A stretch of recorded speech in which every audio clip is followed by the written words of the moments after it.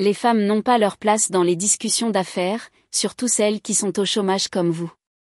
Mon beau-père, Richard Parker, ne m'a même pas regardé en disant cela, tendant la main par-dessus la table de Thanksgiving pour attraper la bouteille de vin. Mon mari, Daniel, est resté figé à mes côtés, sa fourchette à mi-chemin de sa bouche, tandis que sa mère hochait la tête en signe d'approbation et que son frère ricanait. Ce qu'aucun d'entre eux ne savait, c'est que la femme au foyer au chômage qu'ils ignoraient venait de signer cet après-midi-là un contrat d'une valeur de 8,4 millions de dollars pour leur entreprise manufacturière en difficulté. La table du dîner de la famille Parker était un champ de bataille déguisé en réunion de vacances. Des verres en cristal, de la porcelaine fine, une dinde parfaitement rôtie que la mère de Richard, Patricia, avait passé des jours à préparer. 17 personnes s'entassaient autour de la grande table de leur vaste domaine du Connecticut, et j'étais la seule à ne pas y appartenir. Daniel, après le dîner, nous devons discuter du comte Henderson, continua Richard, coupant sa dinde avec une précision agressive. Entre hommes uniquement, j'utiliserai mon bureau. Papa, peut-être devrions-nous inclure, commença Daniel. Mais son frère aîné, Kyle, l'interrompit. Inclure qui? Ta femme? Kyle ria, le visage déjà rougi par son 3e verre de vin. Qu'est-ce qu'elle va apporter? Des conseils pour les courses? Patricia me sourit gentiment. Je suis sûre que Maya comprend. Les affaires sont tellement ennuyeuses pour les femmes de toute façon. Nous pouvons discuter du gala de charité pendant que les hommes travaillent. Je sirote mon vin lentement, laissant le bordeaux coûteux enrober ma gorge. Mon téléphone vibre sur mes genoux. Un SMS de mon assistante, Jennifer. Madame Parker, je constate une activité préoccupante sur le compte de Parker Manufacturing. Leur directeur financier vient de nous envoyer les projections du 4e trimestre. Elles sont pires que ce que nous pensions. Dois-je préparer les documents de résiliation de contrat? Mon pouce plane au-dessus de l'écran. Un mot de ma part et Parker Manufacturing perdrait son plus gros client. Le client qui représentait 73% de leur chiffre d'affaires annuel. Le client qui les a maintenus à flot pendant les 18 derniers mois alors que tous les autres fabricants les ont abandonnés pour des options moins chères à l'étranger. Le client dirigé par moi. Maya, tu écoutes? La voix de Patricia me ramena. Je disais que tu pourrais aider à organiser la vente aux enchères silencieuses. Tu as tellement de temps libre après tout. Désolé, je regarde juste un message, dis-je, posant mon téléphone face cachée sur la table. Voyez, c'est exactement pourquoi les femmes ne devraient pas être dans le monde des affaires, déclara Richard, gesticulant avec sa fourchette. Toujours distraits par leur téléphone et leurs petits plans sociaux. Quand nous serons dans ce bureau, les téléphones sont rangés. Nous nous concentrons. C'est ce qui sépare les hommes qui réussissent des autres.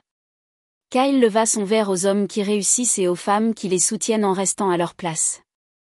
Plusieurs parents rirent et levèrent leurs verres. Daniel avait l'air de vouloir disparaître dans sa purée de pommes de terre. Mon téléphone vibre à nouveau. Jennifer, madame, leur directeur financier m'appelle directement. Il semble paniqué. Il dit qu'ils ont besoin de discuter de l'ajustement des termes du contrat pour le trimestre prochain. Traduction, ils ne peuvent pas se permettre nos prix actuels. Que dois-je lui dire? Je tapais en retour, dites-lui que toutes les discussions de contrat passent par moi personnellement. Je l'appellerai lundi. Maya, les téléphones rangés, dit Patricia sèchement. C'est impoli. Bien sûr. Mes excuses. Je glissai le téléphone dans mon sac à main, mais pas avant d'envoyer un autre message à Jennifer. Et Jennifer, prépare un dossier complet sur Parker Manufacturing. Tous les contrats, tous les enregistrements de paiement, toutes les communications des 18 derniers mois, je veux cela sur mon bureau lundi matin. Richard se lança dans une histoire sur une affaire qu'il avait conclue dans les années 1990. Sa voix résonnant à travers la table. C'est comme ça qu'on fait des affaires. Poignée de main ferme, négociation d'homme à homme, pas cette absurdité de mails et de messages textes. Vous regardez quelqu'un dans les yeux, vous concluez un accord, et vous le respectez. Absolument, acquiesça Kyle. C'est pourquoi Parker Manufacturing a survécu pendant 40 ans. Papa l'a construit sur les relations et l'intégrité. En fait, dis-je doucement, posant mon verre de vin.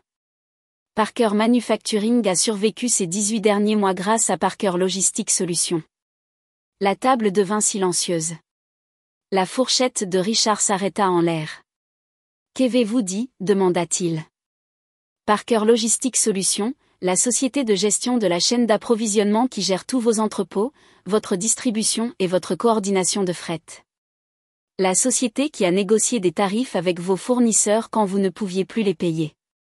La société qui vous a accordé des délais de paiement quand votre banque a refusé. Kyle me regardait maintenant.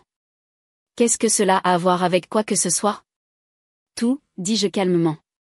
Parce que je possède Parker Logistic Solutions. Je suis la PDG, la fondatrice et l'actionnaire majoritaire. On aurait pu entendre une mouche voler. La tête de Daniel se tourna brusquement vers moi. Maya, quoi ? Parker Logistic Solutions, répétai-je. Je l'ai lancé il y a 6 ans, 2 ans avant de rencontrer Daniel. Nous avons commencé avec de petits clients régionaux, bâti une réputation pour résoudre des problèmes logistiques impossibles, et nous sommes devenus l'une des 15 premières sociétés de chaîne d'approvisionnement du Nord-Est. Le visage de Patricia était devenu pâle. C'est impossible. Tu ne travailles pas. Tu es à la maison toute la journée. Je travaille depuis chez moi, corrigeai-je. J'ai un bureau dédié dans notre maison. Celui que Daniel pense que j'utilise pour mes loisirs. Je dirige une entreprise avec 140 employés dans 4 bureaux régionaux. Nous avons réalisé 47 millions de dollars de chiffre d'affaires l'année dernière. Richard avait posé ses couverts. Ses mains tremblaient légèrement. Tu mens. Est-ce que je mens ? Je sortis mon téléphone, ignorant le halètement aigu de Patricia. J'ouvris mon email et tournai l'écran vers Richard. Voici le contrat que votre directeur financier a signé il y a 18 mois. 8,4 millions de dollars par an pour une gestion logistique complète. Vous étiez à 3 semaines de la faillite lorsque vous l'avez signé. Votre précédente société de logistique vous avait abandonné. Vos fournisseurs exigeaient un paiement à la livraison, et votre plus gros client venait d'annuler une commande de 6 millions de dollars. Kyle attrapa le téléphone, fixant l'écran. Son visage passa du rouge au blanc. Papa, c'est notre compte. Notre plus gros compte ? Parker Manufacturing se noyait, continuai-je, la voix égale. Je suis venu à la fête de Noël de l'entreprise de Daniel, j'ai rencontré sa famille, j'ai entendu Richard parler des difficultés de l'entreprise. Je suis retourné à mon bureau et j'ai demandé à mon équipe d'analyser votre situation. Nous pouvions résoudre vos problèmes, mais vous étiez trop fiers pour travailler avec une entreprise inconnue. Alors, j'ai demandé à mon directeur financier de contacter directement le vôtre. Nous avons proposé une solution complète à 40% en dessous du prix du marché. Pourquoi feriez-vous cela ? Murmura Richard. Parce que j'aimais votre fils, dis-je simplement. Et je savais que l'entreprise représentait tout pour votre famille. Je pensais aider. La main de Daniel trouva la mienne sous la table. Maya, je n'avais aucune idée. Tu ne m'as jamais dit. Tu ne m'as jamais demandé ce que je faisais toute la journée, dis-je doucement. Tu as supposé que j'organisais des placards et que je planifiais des dîners, ce que je fais aussi, d'ailleurs. Je suis capable des deux. Le timing de Jennifer était parfait. Mon téléphone sonna, son nom s'affichant à l'écran. Je décrochai en main libre. Oui, Jennifer. Madame Parker, j'ai le directeur financier de Parker Manufacturing à l'autre ligne. Il demande une réunion d'urgence. Il dit que leurs chiffres du 4e trimestre sont pires que prévu et qu'ils doivent renégocier les termes du contrat immédiatement. Devez-vous programmer quelque chose ? Tous les yeux de la table étaient fixés sur moi. Quel type de renégociation demande-t-il ? Demandai-je. Il demande des délais de paiement prolongés, des frais de service réduits et un report de 6 mois sur les factures impayées. Essentiellement, il veut que nous fournissions les mêmes services pour beaucoup moins cher pendant qu'ils essaient de trouver de nouveaux clients. Je regardai Richard. Son visage était devenu gris. Kyle fixait son assiette. Dites-lui que j'examinerai la demande et que je lui répondrai lundi matin, dis-je. Et Jennifer, récupérez notre contrat complet. Je veux examiner nos clauses de résiliation. Résiliation ? Balbutia Richard. Je terminai l'appel. Votre entreprise a des ennuis, Richard. De vrais ennuis. Le comte Henderson, dont vous devez parler ce soir. Je sais déjà qu'ils partent. Ils l'ont dit à mon équipe commerciale il y a 2 semaines. Ils passent à la fabrication à l'étranger parce que vous ne pouvez plus rivaliser avec les prix. Comment savez-vous cela ? Exigea Kyle. Parce que Henderson Industries est aussi mon client. Je gère leur logistique pour toute leur opération sur la côte est. Quand ils m'ont dit qu'ils abandonnaient Parker Manufacturing, j'ai essayé de les en dissuader. Mais votre contrôle qualité a baissé. Vos délais de livraison ont augmenté et vos prix ne sont pas compétitifs. Patricia pleurait silencieusement. Daniel serra plus fort ma main. Pourquoi nous dites-vous cela ? Demanda Richard, la voix brisée. Parce que depuis 18 mois, je subventionne votre entreprise, dis-je. Ma société vous facturait 40% en dessous de nos tarifs standards. Nous avons absorbé les retards, accéléré les expéditions à nos frais, et couvert vos erreurs avec notre réputation. Je l'ai fait parce que vous êtes la famille de mon mari. Je l'ai fait parce que je pensais qu'éventuellement vous me verriez comme plus que juste la femme au chômage de Daniel. Nous ne savions pas, murmura Patricia. Vous ne vouliez pas savoir, corrigeai-je. Chaque fois que Daniel mentionnait mon travail, vous changiez de sujet. Chaque fois que j'essayais de discuter d'affaires lors des réunions de famille, vous orientiez la conversation vers les recettes et la décoration. Vous avez décidé que j'étais sans importance, alors vous n'avez jamais cherché plus loin. Kyle avait son téléphone, tapant frénétiquement. Papa, elle dit la vérité. Je regarde le site web de Parker Logistics Solutions. Maya Parker, PDG et fondatrice. Il y a des articles sur elle dans Industry Week Supply Chain Management Review, Forbes. Forbes, répéta Richard d'un ton hébété. Ils m'ont fait un portrait l'année dernière, dis-je. Les étoiles montantes du Nord-Est et la gestion logistique. Vous ne l'avez jamais lu parce que vous avez supposé que cela n'avait rien à voir avec vous. Mon téléphone vibra de nouveau. Un autre SMS de Jennifer. Madame, leur directeur financier m'appelle maintenant toutes les 5 minutes. Il a l'air désespéré. Quelles sont vos intentions ? Je regardais autour de la table la famille qui m'avait ignoré pendant 3 ans, les femmes qui m'avaient rabaissé pour être au chômage, les hommes qui m'avaient exclu des discussions d'affaires parce que je ne pouvais soi-disant pas comprendre leur monde. Voici ce qui va se passer, dis-je calmement. Lundi matin, je rencontrerai mon équipe de direction pour examiner le compte de Parker Manufacturing. Nous prendrons une décision quant à la poursuite du contrat, la renégociation des termes ou la résiliation complète de la relation. Maya, s'il vous plaît. La voix de Richard se brisa. Nous avons besoin de vous. L'entreprise a besoin de vous. Je sais.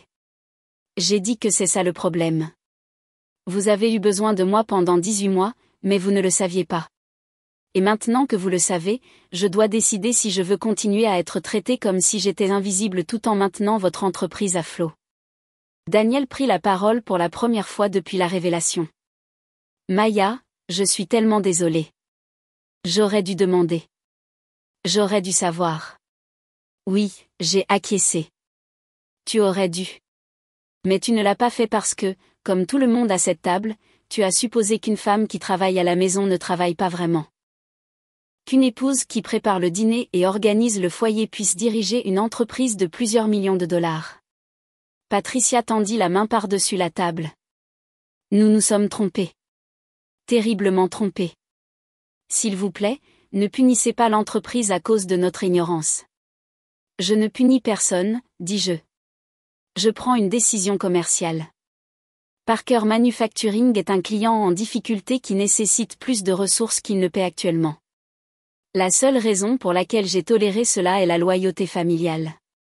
Mais après ce soir, après qu'on m'ait dit une fois de plus que je n'ai pas ma place dans les discussions d'affaires, je dois me demander si cette loyauté est méritée. Richard se leva lentement, sa serviette tombant au sol. Que faudrait-il pour garder le contrat ? Je réfléchis à la question. Le respect, dis-je enfin. La reconnaissance que je ne suis pas juste la femme de Daniel. Que je suis une chef d'entreprise, une PDG, quelqu'un dont l'expertise a de la valeur. Et peut-être, juste peut-être, des excuses pour 3 années de condescendance. Vous l'avez, dit Richard immédiatement. Tout. Je m'excuse complètement et sincèrement. Je me suis trompé à votre sujet. Je me suis trompé de vous exclure. Je me suis trompé de dénigrer ce que vous faites. Kyle se leva aussi. Je suis désolé, Maya. J'ai été un parfait imbécile. Patricia hocha la tête, les larmes coulant sur ses joues. Nous tous. S'il vous plaît, pardonnez-nous. Je regardais Daniel, mon mari, que j'aimais, qui n'avait jamais pensé à me demander de mon travail parce qu'il avait supposé qu'il n'y avait rien à demander. J'ai besoin de temps pour réfléchir, dis-je en me levant. Je vais rentrer à la maison. Daniel, tu devrais rester et avoir ta réunion d'affaires. Parler du compte Henderson, discuter de la stratégie, planifier l'avenir. Je te verrai plus tard. Maya, attends. Daniel commença. Je ne te quitte pas, dis-je doucement. Je quitte juste ce dîner. J'ai besoin d'espace pour réfléchir à ce qui va se passer ensuite. Avec l'entreprise, avec la famille, avec nous.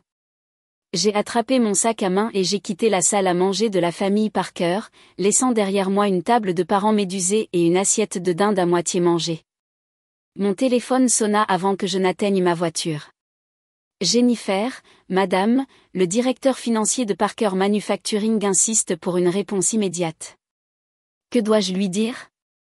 Je me suis assise dans ma voiture, les mains sur le volant, regardant le magnifique domaine du Connecticut. À travers les fenêtres, je pouvais voir la famille rassemblée autour de Richard, tout le monde parlant à la fois. Dites-lui, dis-je lentement, que Parker Logistics Solutions honorera le contrat existant jusqu'à la fin de l'exercice.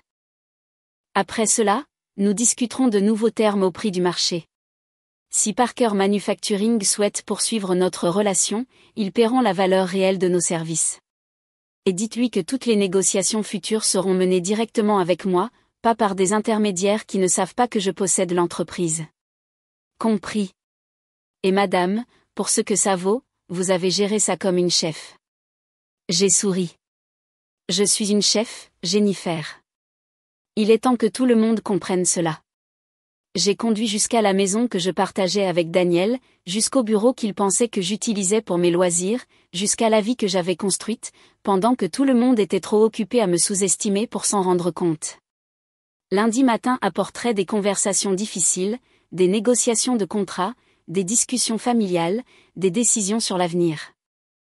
Mais ce soir, je vais m'asseoir dans mon bureau, examiner les rapports trimestriels de mon entreprise, et me rappeler que je n'ai besoin de la permission de personne pour réussir. J'avais toujours réussi.